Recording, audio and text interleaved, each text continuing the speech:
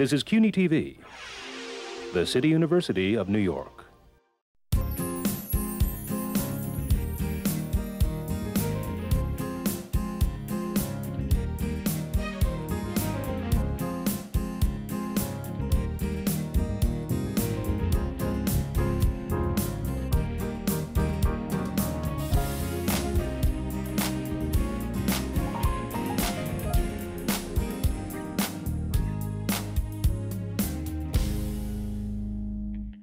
Hello, I'm Ronnie Eldridge. Welcome to Eldridge & Company. In any of the discussions about the laws governing elections, whether national, state, or local, Jerry Goldfeder's name is always mentioned, and for good reason. He is one of our best election lawyers and also the greatest explainer of constitutional and election law issues, and there are many of them today. Let me tell you, right? You're going to say this? I've been trying to think of how to organize this discussion. So the first thing I wanted to say is that basically the ability to vote really depends, not only should you vote, but it depends on where you live and what you do, right? Yes. Because the whole reapportionment, which we're now going through, is based on where you live. Right. So is that a question? Well, you can agree with that. It's kind of a question, and I do agree with it. Yeah. I think the issue should be stated this way. Voting is probably the most important thing, the most precious right we have. And by the way, the Constitution doesn't even require voting. There is no constitutional right to vote. There are a lot of cases that say the freedom to associate is extremely important, and that gets manifested through voting, but there's no constitutional right to vote. In fact, Representative Jesse Jackson Jr. from Illinois has had a constitutional amendment in the hopper for years, trying to get into the Constitution the right to vote. Isn't that interesting? Let me just stop you, right? Yeah. What is in the Constitution about voting? Well, what's in the Constitution is that we have a right to freely associate. And what that means in terms of the way United States Supreme Court cases are issued, that you and I have a right to associate and therefore vote for a particular candidate. Candidates have a right to associate with voters who want to support him or her. That's the way it's So the framed. Constitution says there are a certain number of people in the House? Yes. Depending on what? So the Constitution, our structure in our Constitution, set up over 230 years ago, we obviously have a House of Representatives, the United States Senate, and we have a president. There is no constitutional right to vote, but it's been over the years established that voting is critical, and we have a right to freely associate with those whom we want to. Every 10 years, also in the Constitution, every 10 years, we have a census. And depending upon that census, the House of Representatives is formed. So if there's a lot of, if there's a great deal of increase of population in New York from 2010 to 2020, then we'll have more representatives. If there's more, if there's greater population in California than there is than there was 10 years ago, then they'll have more members of the House. So members of the Senate, of course, stay the same, two from each state. So I think a congressional district used to represent around 400,000 people. Is that right? About 600,000. 600,000. Who made that rule? Well, what's interesting about this is there's nothing in the Constitution about how many members there should be in the House of Representatives. That changes. Congress actually decides. When we started our country, we didn't have 435. No, we had far fewer. Yeah. Well, the states, we had many more states. Our population has grown. And over the last 100 years or so, we've had 435 members. Now, as our population is growing even more. That was created by law. By Congress, by law. Congress. And it can be changed again. In fact, there's a little mini movement to increase the number of members of the House. So instead of 435, maybe it would be 450, 480. What's the significance of that is that if there are more members of the House, then they represent fewer people. I would rather have a representative who's representing 400,000 rather than 600,000 because theoretically they'll be more responsive to me than when they represent a lot more people. Is the Electoral College in the Constitution? The Electoral College is in the Constitution, but it's not mentioned. There are no words that say Electoral College.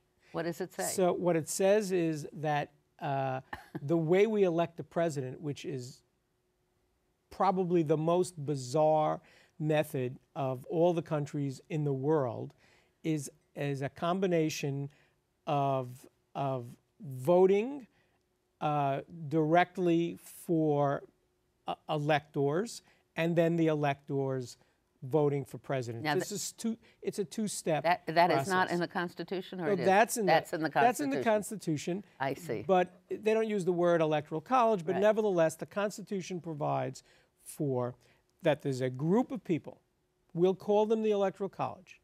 There's a group of people who choose the president. And who is this group of people?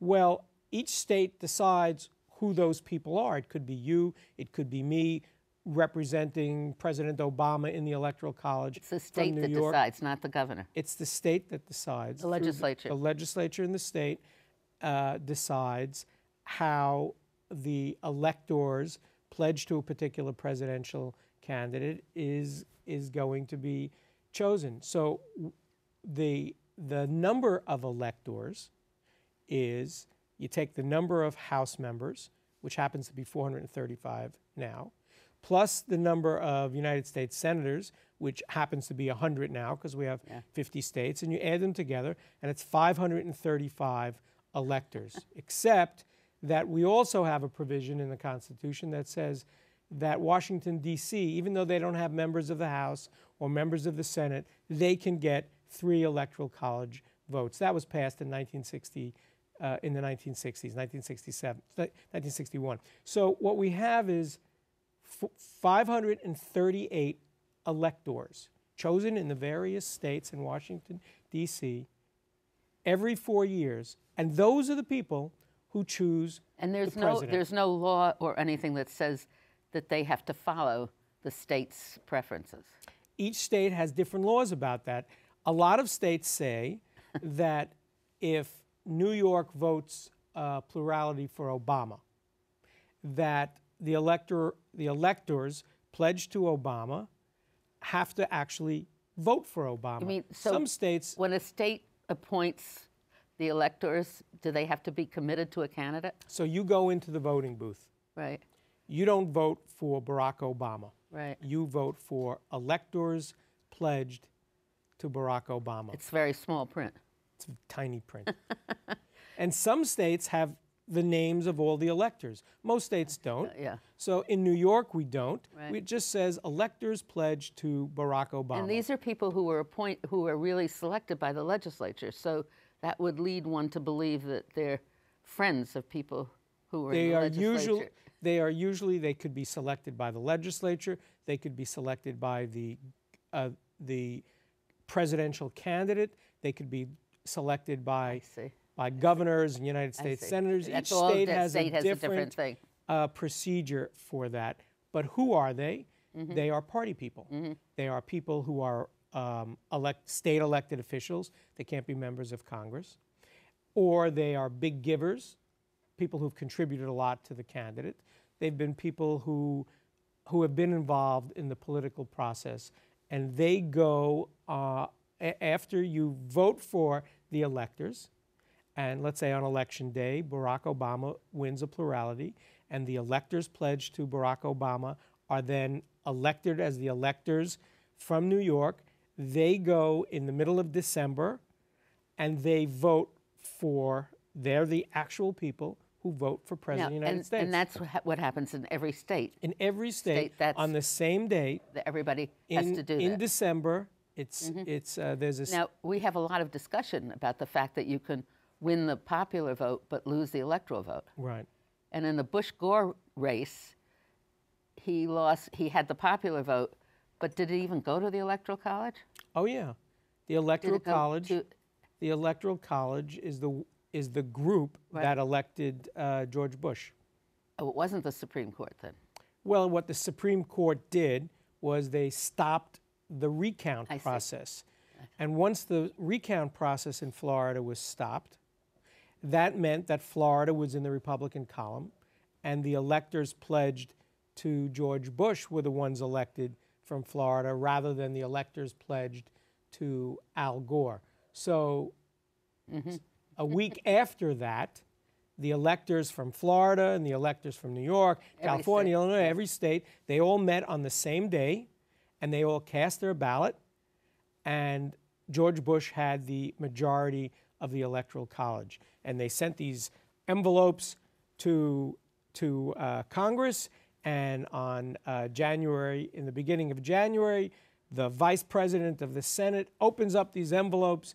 The vice president happened to be Al Gore at the time, and he opens up these envelopes, and in fact, George Bush had the majority of the Electoral College votes. I had this grand plan that we were going to go through each governmental body that had some participation in our right to vote, but so we have to move. So that's fine, but what we've just talked about demonstrates that voters have only a very indirect role in electing a president. It's amazing. And one would have thought that after 2000, when Gore won the popular vote by over 500,000 and George Bush became president, one would have thought that at that time we would have had proposed constitutional amendments to change our system so that... With a lot of support.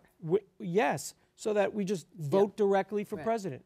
And in fact, Hillary Clinton put that in the hopper, but it went nowhere. And that's basically because all these elected people are really controlling our the voting process, right? Right. Now we go to the states. There's still an amendment there's still a movement, isn't there, to amend the Constitution? There has been an amendment there've been amendments to change so that we would have direct popular vote for president for many, many, many years, and they usually don't go anywhere. And the states then have the right to what?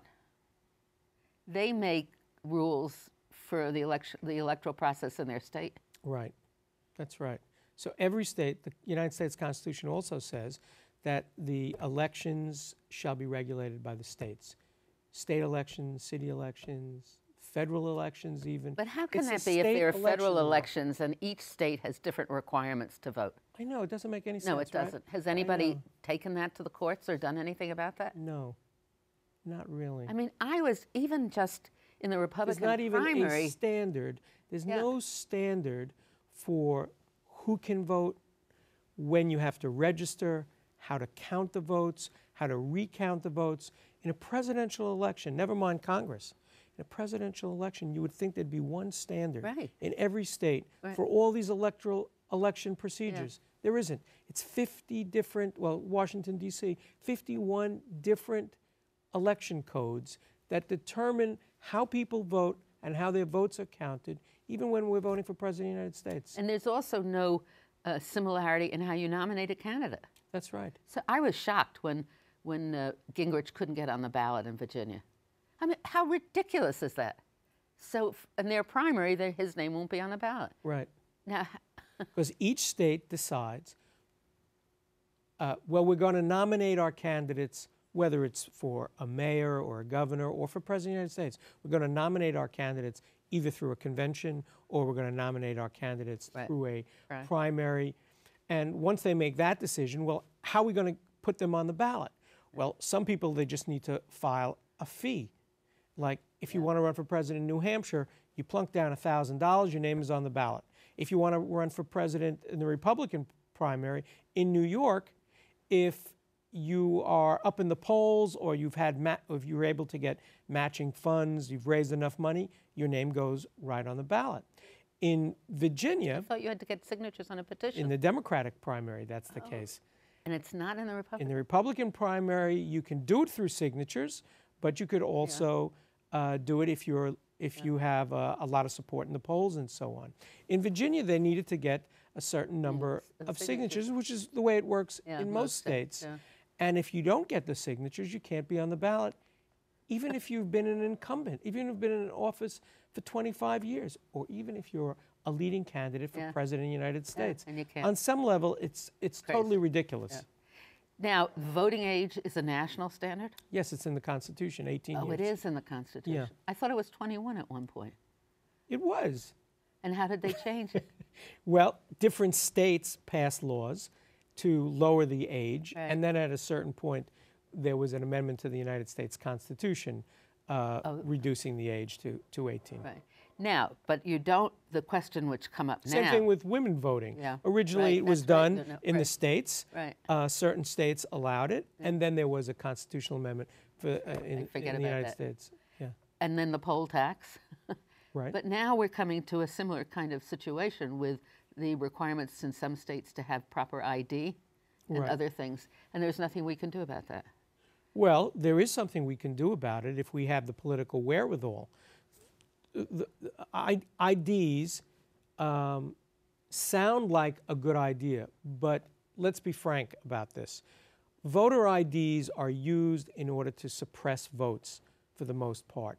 A lot of people don't have photo IDs. A lot of people in cities don't necessarily drive, so they don't have a driver's license. Or some people are poor and they don't have the kind of ID that's required. In some states, they're now requiring that students who are allowed to vote where they go to school need special kind of student IDs. So what we have seen since the year 2010 is that Republican state legislatures in a number of states have passed excruciatingly detailed voter ID laws, making it much more difficult for people to vote. These laws have been challenged, but unsuccessfully. The courts have held, and the Supreme Court has held, that it's proper for the states to require IDs so that people can vote. And what that's going to mean is that there's going to be a lot of education that's going to be required. And assistance. And assistance to Really? to allow people to educate people to know what kind of IDs they need and to help them get them so that they can come and vote. It's been called a kind of a poll tax, but the current Supreme Court doesn't look at it that way. The current Supreme Court says it's fine. So it's another indirect thing that is the responsibility of a voter in electing a president or trying to, about the appointees to the Supreme Court, because they're taking some very active roles in this whole process. Do you remember in 2000, people said, you know, we just came off, we had a surplus, we came off a relatively good economic situation, and there were a lot of people who said, well, there's really not much difference between Al Gore and George Bush and so on. We can say a lot about the presidency of George Bush, but what we need to focus in on is what's really critical is the president appoints the federal judiciary and members of the Supreme Court. Makes an awful lot of difference in every area of life, especially in election procedures. And we've seen over the last number of years as a result of people who've been appointed by the Bush administration, that the rights of people to participate effectively in the democratic process have been whittled away. Just recently, also. Yeah. Let's now go to the states, and then you have all the different counties. And is it in every state delegates also responsibilities to the counties? Is that standard too? Yeah. You know, we just got new voting machines in New York last year. And you'd be surprised to know that every state has the right to have whatever kind of voting machines they want. And every county within the state has the right to have whatever kinds of machines they want. So even in New York, we don't have one uniform voting machine.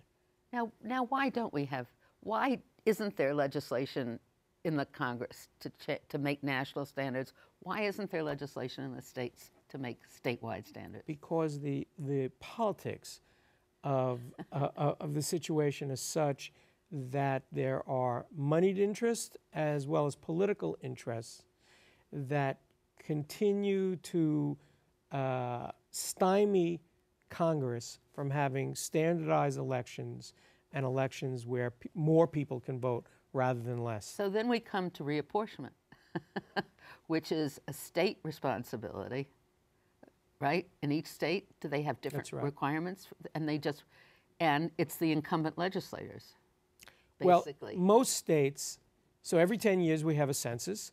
Every 10 years we see if New York has more population than California, whether California has more population than New York. And it's not just raw numbers, it's relative. Right. So because a lot of people move away from New York in the Northeast because they want to live in sunny Florida or Texas or California, they have been gaining in population relative to us. They've been gaining, therefore, the number of congresspeople they have relative to us. When you and I were younger, we used to have 40-something, 43, 45 members of Congress. Now we have 29, and after this year, it's going to be 27 because we've lost population relative to the Sun Belt, relative to Texas. But the congressional delegation doesn't reapportion their districts. No, the state legislature in each state decides how the lines are going to be drawn for 40 members of Congress, 27 members of Congress, or whatever the number is, whatever the new numbers are. In some states, they have independent commissions, not the legislature. And here, we continue, in New York, we continue to have the legislature. And the United States Supreme Court has said that if legislatures use partisan factors, political factors, to draw their lines, that's all right. That's okay. They just said that, right, a couple of weeks ago. Well, that's right. Now the state does all the state elections and the House, but then you come to the local governments. The city council draws its own lines. Well, the city council in New York City has an independent redistricting commission. So the political leaders of the council appoint people to this independent commission. I'm smiling when I say independent. And they draw the lines. You should be around. Well, you are around. I'm sure when they're drawing the lines, there are more people talking to more people and watching out for. Well, you've been part of that process. I know. So let me ask you this question: when you've watched redistricting going on in the city council, because you've served during that time, how did it work? Well, for my district, because I think about the densest district in the council, it never changed that much. I mean, I got shortened or something, but it never changed. But some of the districts were incredibly dry. So did you observe any of the deals that were going on? You could always tell what was going on. Yeah. So, but we have deal making now from the very start of our process, electing a president, because it's who gets appointed to be an elector. That's right. That's the first opportunity for a deal, right? Right. And then we just go right down. The sad joke is here that voters believe that they go in the voting booth in November of 2012 and they have a choice. And it's true, we do have a choice. And there are some countries have no choice. So we're way ahead of them. But that choice has been narrowed down by the election laws of the various states, the regulations, whether you have a voter ID, whether you've registered on time, whether your candidate had sufficient money or was outspent by these special groups, these super PACs.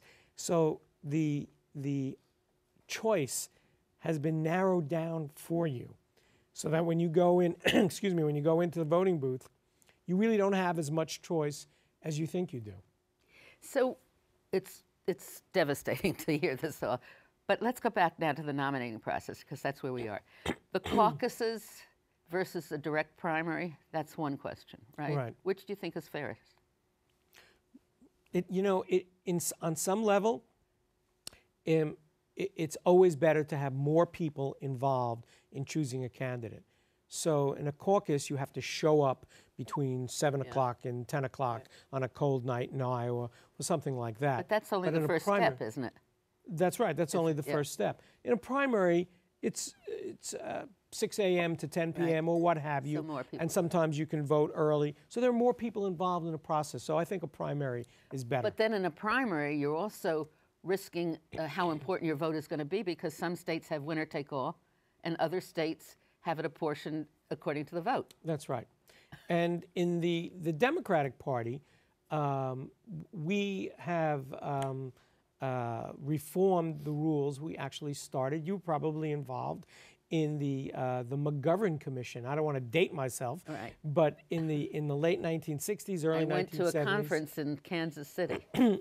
the midterm conference, yes. And that's when the Democratic Party started proportional representation during the primaries. The Republicans have just started doing that, which allows more candidates to have delegates going into the convention, which may mean, by the way, in that Mitt Romney, who looks very popular today, he may go into the convention in the end of August not having a majority. And there may be a number of candidates who have sufficient number of blocks of delegates that there might have to be a floor fight as to who's going to win the nomination. The last time that happened was in 1976 when we had an incumbent president, Gerald Ford. Oh, Gerald Ford. Gerald okay. Ford. And Ronald Reagan challenged him in the Republican primary, and they actually had a floor fight. Ford did not win that nomination until the convention. And the last time that's happened in the Democratic Party was in '56 when John Kennedy wanted to be vice president. Other than that, it hasn't happened for president since 1932. So it's a process with a lot of twists and turns that is difficult to understand unless you really drill down and see how every state decides how it's going to nominate its candidates. So we're now finished, but what's the message? Everybody should still go and vote? Everybody should still go and vote. Everybody should really try to learn as much as they can about the process so that they can go to their state legislatures and their congresspeople and say, we need a simpler system. We need a system whereby it's easier for people to vote rather than more difficult. We didn't even touch registration. Well, we'll have to come back, right? Okay. Okay. Thank you very much, Jerry Goldfeder.